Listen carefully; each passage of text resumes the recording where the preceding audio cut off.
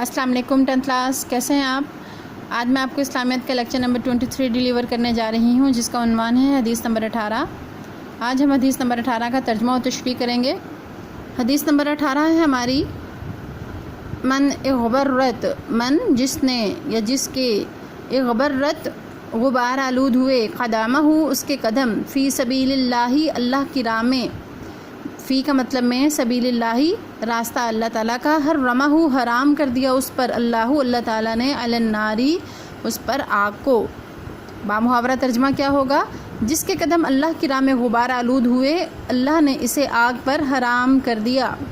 ठीक है, यानी गुबार आलूद होने से क्या मुराद है, यानी जिसके कदम मैले हुए, कोई काम करता है इंसान, मुशक्क़त करता है, तो जो है वो यानी जो मेहनत करते हैं उनके हाथों पे नज़र आता है कि ये लोग मेहनत कर रहे हैं, और जो मुशक्क़त करते हैं यानी अल्लाह ताला की राह में निकलते हैं, तो ज़ाहिर है ऑटोमेटिकली उनके पाँव तो गंदे होंगे ना। तो जिनके कदम जो है वो अल्लाह ताला की राह में गुबार आलूद हुए यानी गंदे हुए, मुराद क्या है, जैसे सफ़र से कोई इंसान आता है तो वो परागंदा होता है, उसके ऊपर जो है ना वो गर्द भी पड़ी हुई होती है, गुबार आलूद होता है। तो इसी तरह जो है ना वो अल्लाह ताला की खुशनुदी हासिल करने के लिए जिसने अल्लाह ताला की राह में अपने कदम गुबार आलूद किए यानी मुशक्क़त की, तो अल्लाह ताला बदले में क्या करेगा, उसके लिए उस पर आग को हराम कर देगा। कौन सी आग, जहन्नुम की आग को उस पर अल्लाह ताला हराम कर देगा। तशरीह क्या है जी, इस हदीस मुबारक में अल्लाह की राह में निकलने और मुशक्क़त और तकालीफ उठाने की फजीलत बयान हुई है।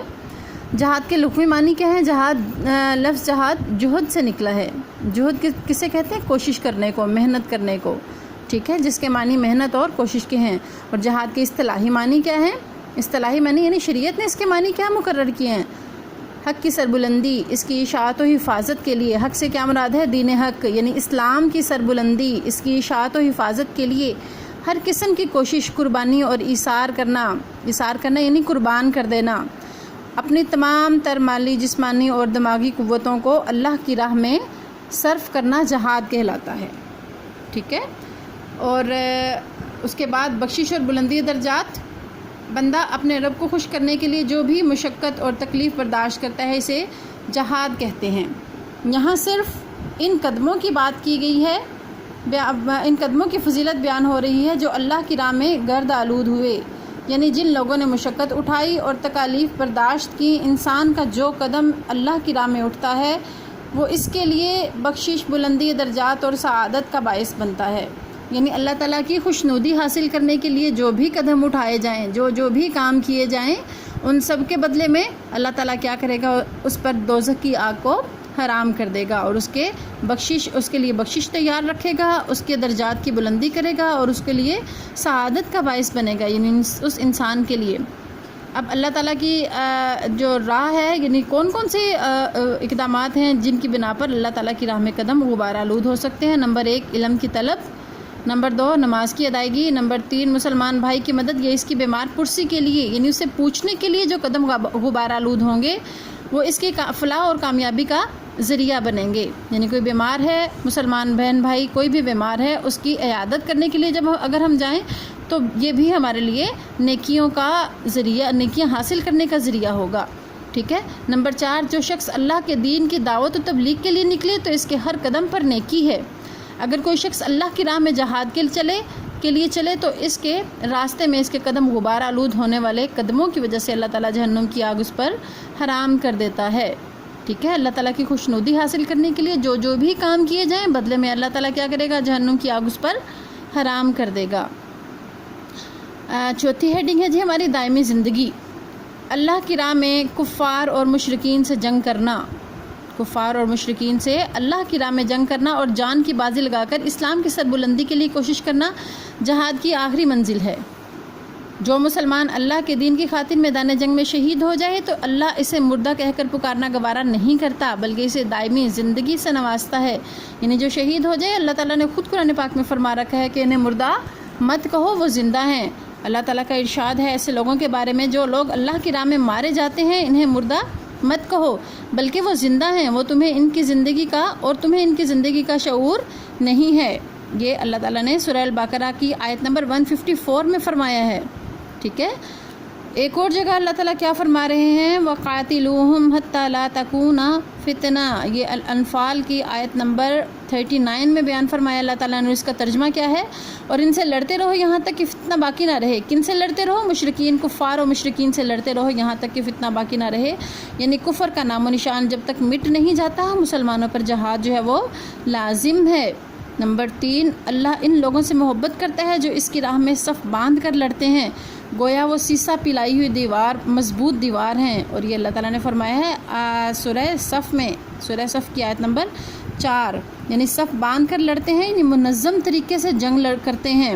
گویا وہ سیسا پلائی ہوئی دیوار کسے کہتے ہیں، یعنی جس پر تانبا جو ہے نا وہ پگھلا کر، گرم کر کے پگھلا کر، ایسی دیوار جس کے اوپر تانبا پگھلا کر جو ہے نا وہ انڈیل دیا جائے کہ جس کو کوئی توڑ نہ سکے، ٹھیک ہے، ایسی دیوار کو، ایسی مضبوط دیوار کو سیسا پلائی ہوئی دیوار کہتے ہیں۔ تو مسلمانوں کی جو کیفیت ہے، مسلمان جو اللہ تعالیٰ کی راہ میں لڑتے ہیں تو ان کی حالت ایسی ہی ہے گویا کہ وہ سیسا پلائی ہوئی دیوار ہیں۔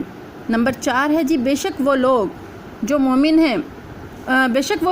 ہیں جو اللہ اور اس کے رسول پر ایمان لائے، پھر اس میں شک نہ کیا اور اپنے مالوں اور جانوں سے اللہ کے راستے میں جہاد کیا، یہی سچے لوگ ہیں۔ اور اللہ تعالیٰ نے یہ فرمایا ہے کہاں، سورہ الحجرات کی آیت نمبر 15 میں۔ یہ تو تھی 4 جو ہے وہ حوالہ کے لیے آیات قرآنی کا حوالہ دیا گیا تھا۔ اب آگے ارشادات نبوی یعنی حدیث کی روح سے، حدیث کی روشنی میں حضور پاک صلی اللہ علیہ وسلم نے کیا فرمایا، قسم ہے اللہ کی جس کی مٹھی میں محمد صلی اللہ علیہ وسلم کی جان ہے، اللہ کی راہ میں جہاد کرنے کے لیے ایک صبح یا شام کا سفر دنیا بھر کی نعمتوں سے بڑھ کر ہے۔ نمبر 2، مجاہد کی دعا کبھی رد نہیں ہوتی، یعنی کبھی بھی اللہ تعالیٰ اس کو قبولیت کے درجے میں ہمیشہ پہنچاتے ہیں، کبھی ایسا نہیں ہوتا کہ اس کو قبول نہ کریں۔ نمبر 3، شہید کے خون کا پہلا قطرہ زمین پر گرنے سے پہلے اس کے تمام گناہ معاف کر کے جنت میں داخل کر دیا جاتا ہے۔ نمبر 4 ہے جی، جو شخص اللہ کی راہ میں زخمی ہوا تو قیامت کے روز وہ اس حال میں آئے گا کہ اس کے زخموں سے خون بہہ رہا ہوگا، دیکھنے میں تو وہ خون ہوگا مگر اس کی خوشبو مشک کی خوشبو جیسی ہوگی، مشک یعنی عطر کی، پرفیوم کی خوشبو جیسی ہوگی۔ کلیئر؟ حاصل کلام کیا ہے اس حدیث کا، ہم مسلمانوں کو اللہ کے راستے میں کام کرنا چاہیے، چاہے وہ کام دعوت و تبلیغ کا ہو یا شیطانی قوتوں سے نبرد آزما ہونے کا، یعنی شیطانی قوتوں سے یعنی کفر جو ہے نا، کفر سے نبرد آزما ہونے کی، یعنی ان سے نمٹنے کا کام ہو۔ سب سے بڑا جہاد تو اپنے نفس کے خلاف ہے، حضور پاک صلی اللہ علیہ وسلم نے جہاد اکبر فرمایا ہے، ٹھیک ہے، یعنی اپنے نفس سے لڑنا، اپنے آپ کو برائیوں سے بچا کر رکھنا سب سے بڑا جہاد ہے۔ کلیئر؟ حدیث نمبر 18 کا ترجمہ اور تشریح ہم نے کر لیا۔ آج آپ کا یہی لیسن ہے، آپ اس کو اچھے سے یاد کریں گے اور یاد کر کے جو ہے نا وہ اس پر عمل کرنے کی پوری کوشش کریں گے، ٹھیک ہے؟ Okay, take care.